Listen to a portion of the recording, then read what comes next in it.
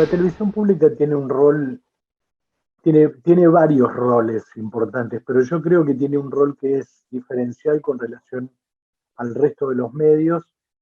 y te diría que todos los medios públicos lo tienen y que trabajan sobre una eh,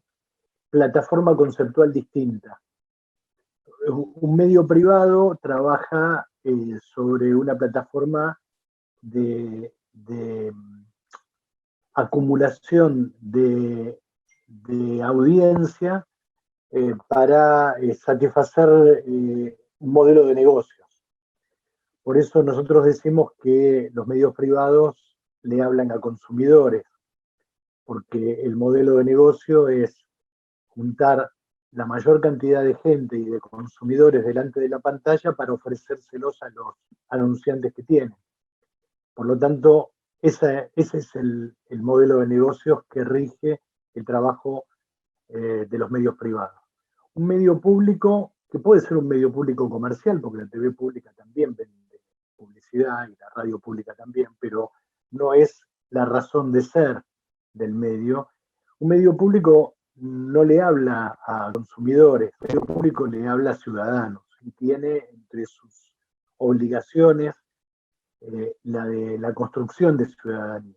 La construcción de ciudadanía se hace a través de digamos, de la articulación comunicacional de políticas públicas. Esto no tiene nada que ver con hacer la prensa de un gobierno o ser el vocero de un gobierno, sino de una cantidad de actividades que desarrolla el Estado en materia educativa, en materia científica, en materia sanitaria, también en materia económica, eh, que los medios públicos tienen la obligación de dar cuenta de eso. En materia cultural también, fundamentalmente. Entonces, me parece que el diferencial de un medio público pasa por ese lado.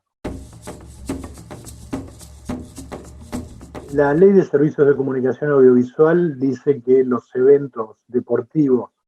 que involucran a seleccionados, sea el de fútbol, el de básquet, etcétera, tienen que ofrecerse a la población de modo abierto y gratuito. Ese es el principal diferencial que tiene hoy la televisión pública en la cobertura de este tipo de eventos. Ahora tenemos eliminatorias, Copa América, Juegos Olímpicos, y es un camino que desemboca en el Mundial, que nos tiene como señal abierta y gratuita que llega a todo el país, que ese es el gran diferencial, por sobre los canales de cable o el canal de cable que pueda transmitirlo. Entonces, el gran diferencial tiene que ver con el acceso. Ahora, si vos me preguntás desde el punto de vista artístico cuál es la diferencia, o por lo menos cuál es el modo en que nosotros concebimos que una transmisión desde TV pública debe hacerse como perfil, bueno, nosotros buscamos un relato que sea lo más ajustado a la realidad del juego posible, que no involucre ni, eh, ni exitismos, ni descalificaciones hacia los protagonistas de un lado o del otro, que tenga igualdad de género, por eso tenemos a la primera mujer comentarista en una transmisión de la selección argentina, también con protagonistas mujeres en el campo de juego, con profesionales de reconocida trayectoria que se ocupan de analizar el juego y no se ocupan de hacerse chistes entre ellos, ni de descalificar a ninguno de los protagonistas del juego o del entorno del juego. En fin, son una serie de parámetros de calidad que nosotros estamos imponiendo en esta nueva etapa dentro de la televisión. Me parece que fue una decisión sanitaria acertada porque estamos en un momento extremadamente complejo desde el punto de vista de los contagios y por más que los equipos vinieran en burbujas, que tuvieran una cantidad digamos, de restricciones en su circulación y de cuidados hacia ellos y hacia terceros, no era un mensaje desde el punto de vista político razonable decirle a la gente que se aísle, que se quede en la casa, que que se cuide y dar el ejemplo de una competición de esta magnitud, con la necesaria movilización de recursos que tienen, más allá de los 22 que hay en la cancha, el árbitro, los suplentes, los técnicos, digo, hay toda una movilización para cada partido que implica poner a gente en riesgo, o sea, trabajadores de la comunicación, los trabajadores de los espectáculos deportivos que están en los estadios, la seguridad, o sea, el partido no son solo los 22 que corren adentro de la cancha, sino que implica una cantidad de recursos humanos que íbamos a poner en riesgo en caso de que la Copa no se suspendiera.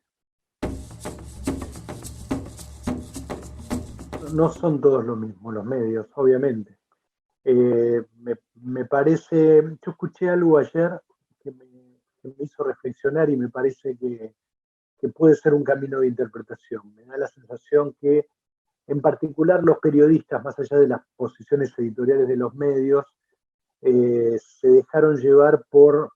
sus propias sensaciones y emociones en pandemia, que son intensas, como todos lo hemos visto, con el impacto emocional, psicológico que tienen las restricciones para toda persona que está acostumbrada a organizar su vida de modo libre y sin restricciones. Y me parece que primó esa válvula de escape que muchos usaron antes que la responsabilidad de saber qué era lo que estaba en juego. Eso es lo que tiene que ver con el trabajo individual de los periodistas.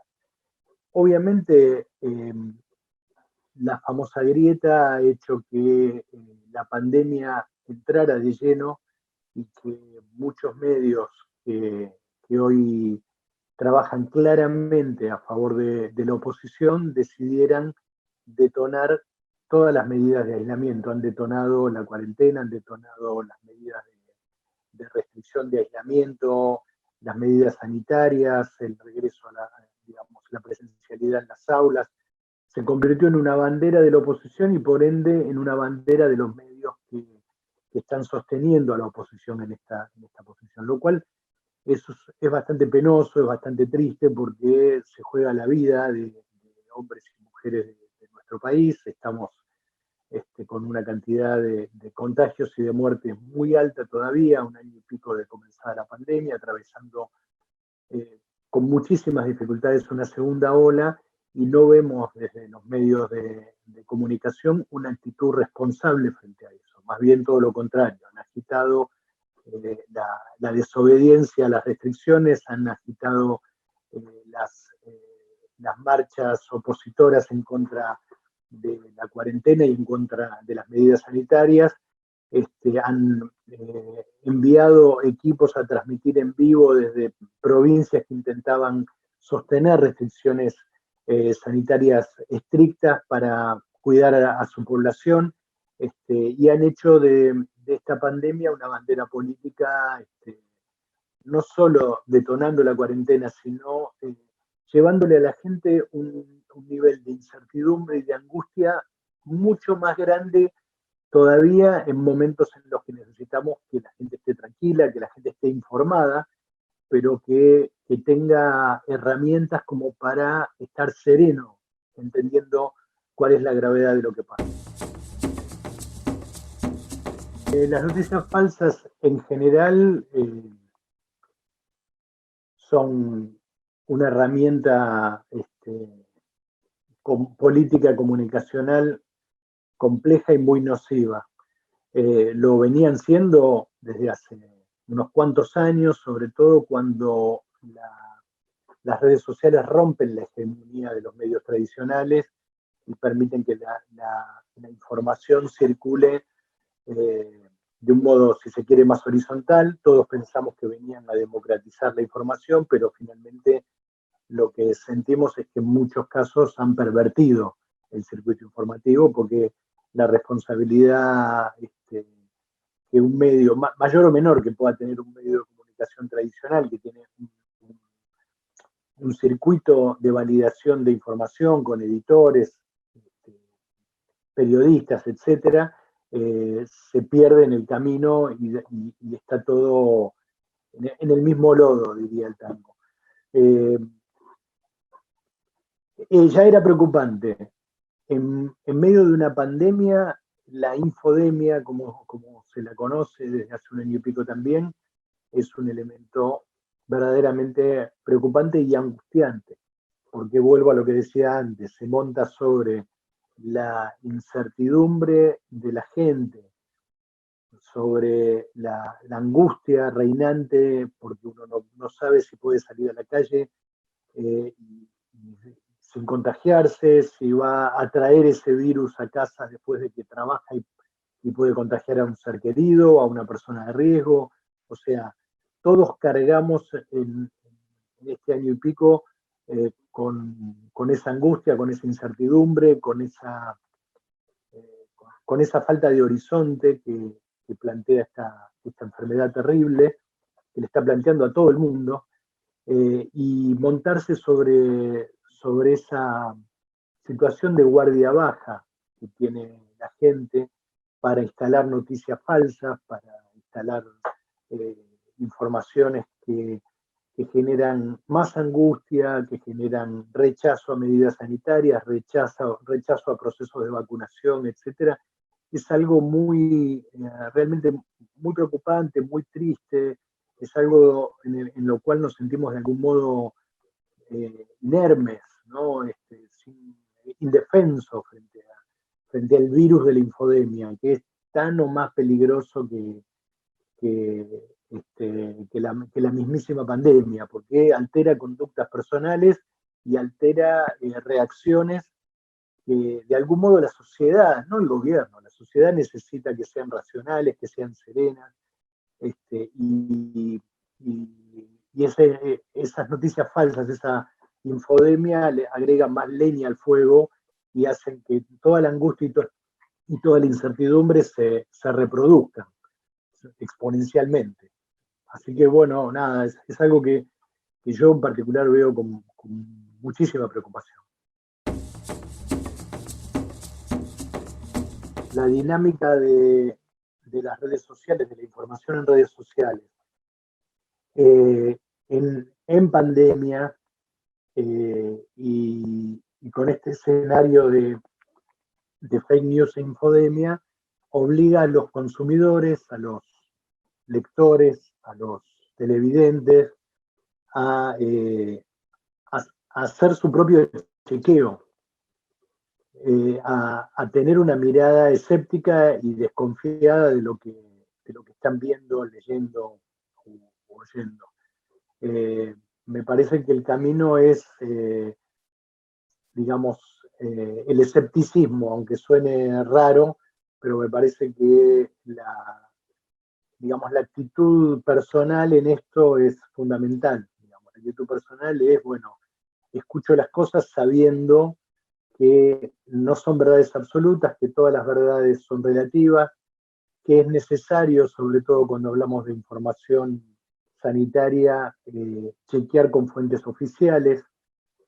esperar la información oficial que es fluida, tanto a nivel nacional como a niveles de los distritos. Hay información oficial todo el tiempo sobre vacunas, sobre recomendaciones de cuidado. Por lo tanto, es vital que la gente pueda armar esos propios circuitos. Es muy complejo hacerlo, porque no todo el mundo tiene todas las herramientas, no todo el mundo tiene, digamos, el tiempo para poder ocuparse de hacer esos chequeos o por lo menos de tratar de buscar la información de las fuentes oficiales. Pero me parece que ese es el mejor camino. Digamos. La información y la opinión son dos insumos distintos de la comunicación. Tratar de discernir cuándo alguien está informando o cuándo alguien está opinando. Es complejo porque todo se mezcla en el cóctel de la comunicación, pero hay que entender que son insumos diferentes. Soy muy fanático del fútbol. O sea, soy hincha de San Lorenzo Pero fundamentalmente soy muy hincha enfermo de la selección, me hago mucha mala sangre en los partidos, al punto que mi familia me deja solo prácticamente porque no me aguanta. Entonces tengo que controlarme, estoy en tratamiento permanente para no detonar al mundo que tengo alrededor cuando miramos un partido de la selección, porque me pongo mal, me pongo muy nervioso. La verdad que no lo sé, no lo sé, yo soy menos paciente con la selección, que juega bastante menos que mi club, así que por suerte, pero soy menos paciente con la selección. Será porque, digamos, las situaciones en las que la selección juega siempre son mucho más complejas, mucho más al límite, porque es una clasificación, pasar de una ronda, qué sé yo. En medio de un campeonato local uno tiene como más chances de que un equipo se recupere, este, y todo eso. Pero bueno, además el puesto de técnico de la selección es más complejo porque, digamos, tiene que elegir en un universo mucho más amplio y mucho más eh, subjetivo, si se quiere, desde el punto de vista deportivo, porque el técnico de un equipo elige entre los 25 o 30 jugadores que tiene en su plantilla, no tiene mucho más, pero si no tiene que recurrir a las juveniles, pero en cambio el técnico de la selección tiene un universo muy amplio y tiene también eh, digamos, una demanda de los hinchas que es, bueno, todos nos sentimos de algún modo técnicos de la selección, todos sabemos si tiene que jugar el Kun o tiene que jugar Lautaro, todos sabemos si tiene que atajar uno u otro. En un club ese margen es mucho menor, en la selección es muy amplio, nos involucra a todos. Yo soy hincha de la selección, pero hincha de ir a ver todos los partidos de eliminatoria siempre, digo, ¿no? Me doy cuenta que hay gente que no lo vive de ese modo, que por ahí entre digamos, su club y la selección elige claramente a su club y prefiere que los jugadores de su club no se expongan en la selección y eso nos diferencia. Pero bueno, supongo que sí, que hay diferencias, ¿no? Sí, a mí me parece que sí, definitivamente no es lo mismo lo que se vive. Me imagino lo que viven los jugadores en la cancha. Solo tuve oportunidad de ver un partido que, que me invitaron, con todas las restricciones y cuidados, y digamos, lo que se vive adentro de la cancha, me imagino que para los jugadores debe ser súper complejo, porque es el silencio, pero solo atravesado por gritos de técnicos, de compañeros, los gritos entre los jugadores en cuanto a indicaciones o pedidos, y el resto es silencio. Y una actividad tan pasional como es el fútbol, rodeada, envuelta en ese silencio, es un poco triste. También nos pasa a los que lo vemos por la tele, porque si bien no estás ahí, el rumor de la cancha, ver las reacciones en el público, que no es lo mismo